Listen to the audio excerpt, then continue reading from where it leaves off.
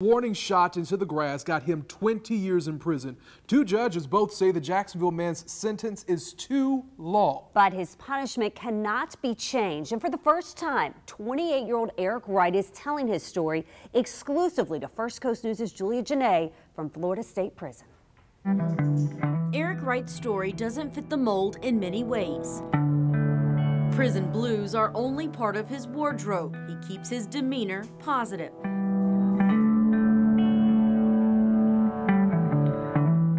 Guards at the Calhoun Correctional Facility in Bluntstown call him mild-mannered and honest. I wake up 4 in the morning, go eat, come back, 30 minutes later, I go to work. He used to make bulletproof vests in a career he loved. I saved a bunch of lives. And if you ask him what's the hardest thing about being incarcerated, I hate to see kids go without a father, without parents. I struggled a lot when I was younger. 100% guaranteed my kids are gonna make something of themselves. the 20-year sentence he's serving makes it an impossible promise to keep. In an exclusive interview, the 25-year-old explains how a single warning shot in 2013 put him behind bars until the age of 45. She barges in, I get pushed into a wall. An ex-girlfriend who's also the mother of his child arrived uninvited at the home of his new girlfriend. Their struggle is first verbal, then physical. And I finally get out the home, and I had a firearm in my waistband. And I pulled the firearm out and shot it in the ground next to me about 5 feet away.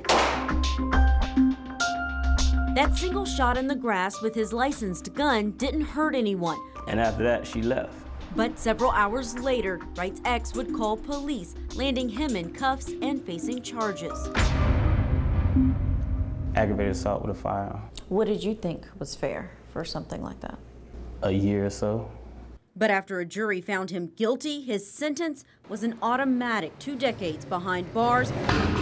This was his first ever arrest or conviction. Can you remember your reaction? I cried. But here's how Wright's case is unlike many others. It also drew criticism from Judge Tatiana Salvador, who handed the punishment down. She could see plainly that it was an injustice issue going on, but there was nothing she could do. He'd hear the same thing when he appealed. Judge James Wolfe said, quote, "This is a classic example of how inflexible sentences can result in injustices that should not be tolerated." Wright had no record and no intent to kill the victim, who the judge noted was actually bigger than Wright in size. Flabbergasted but scary. And the reason why was because I was glad somebody actually recognized it.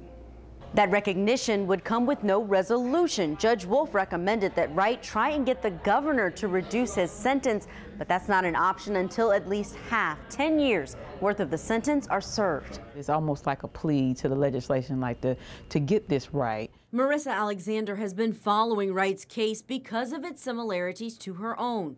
I had an issue with the fact that there was already a forcible felony going on when she barged into his home. In 2012, she fired a gun during a fight with an abusive ex and was sentenced to 20 years.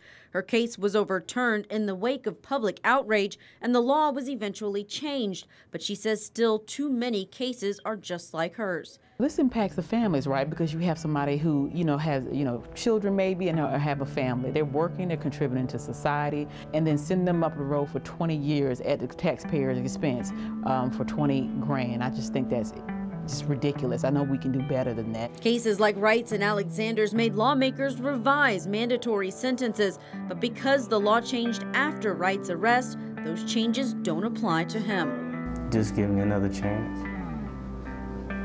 Another chance at life. Another chance with my kids. What would you do with that chance? Be A1 dad. Wright is currently 3 years into his sentence. He at one point was offered a plea deal of 3 years. He says at the time he thought that was just too much time to be away from his children. So, Julia, what does the victim have to say? The woman involved in this story, what does she have to say about all of this? Sure, now? the ex-girlfriend, she actually signed a sworn statement recently for Eric's new attorney. His case is being in the process of being submitted to the Conviction Integrity Unit. And in that sworn statement, she says that she wanted all charges to be dropped. Wow.